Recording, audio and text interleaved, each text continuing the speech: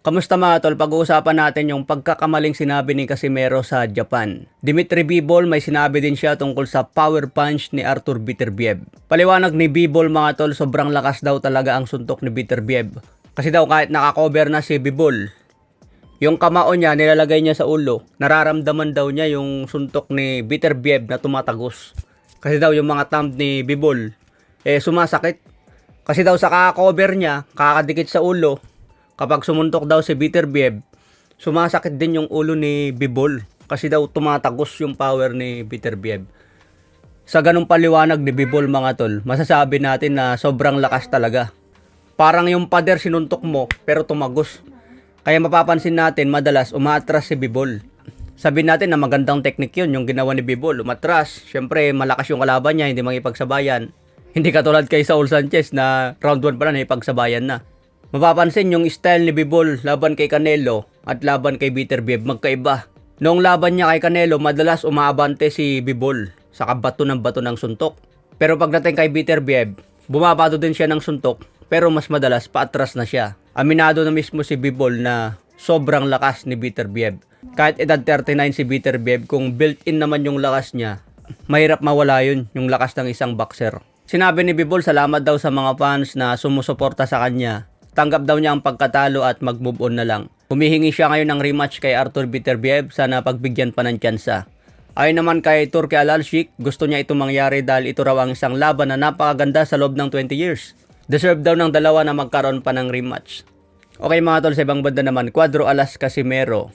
Pinagmalaki ang kanyang kapatid na si Coach Jason. Kasi daw yung pamatay na left hook niya, inaral talaga nila ni Coach Jason. Maganda kasi yung combo ni Casimero doon. Nagsabayan sila ni Saul Sanchez, straight hook. Umi-straight si Casimero, kumounter naman si Sanchez. Pagka-counter niya may follow-up hook pala. Nagsabayan sila ngayon. Papel ang hook ni Sanchez, kay Casimero bato. O di tulog yung tinamaan ng bato. So ang pagkakamali lang ni Casimero mga tol, yung naging interview niya. Sinabi niya kasi na baliwala yung timbang. Pero ang pagkakaintindi ng mga Japanese fans sa mga Japanese media, baliwala ang timbang basta panalo.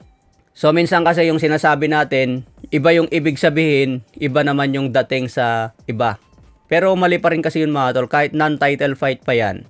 Kung may pinirmahan kang kontrata, kailangan i-honor mo yun. Irespeto kasi professional boxing yan. Yun ang pinupunto naman ngayon ng mga Japanese fans. Pero paliwanag naman ng mga fans, nagbayad naman si Casimero. No rehydration pa sa mismong laban. Nagsuot ng mas malaking gloves.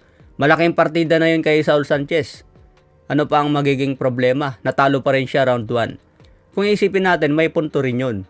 Nakatulong pa kay Saul Sanchez yung pag-overweight ni Casimero kasi nakapang-demand siya ng no rehydration sa mismong laban. Nagsuot ng mas malaking gloves si Casimero.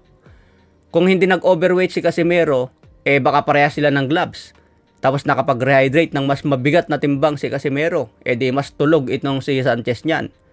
Pero ang pinupunto kasi dito mga tol, i-honor, respeto. I-honor mo yung timbang na pinirmahan mo, i-respeto mo yun. Ganon kasi sa Japan mga tol. Hindi na lang siguro sinabi ni Casimero yung baliwala ang timbang para wala ng issue. Kasi importante yan sa mga Japanese mga tol I-respeto mo yung pinirmahan mong kontrata. Para makuha mo yung attention nila, makuha mo yung support. Okay mga tol, so abang na lang natin yung mga next update. Ingat tayo lagi.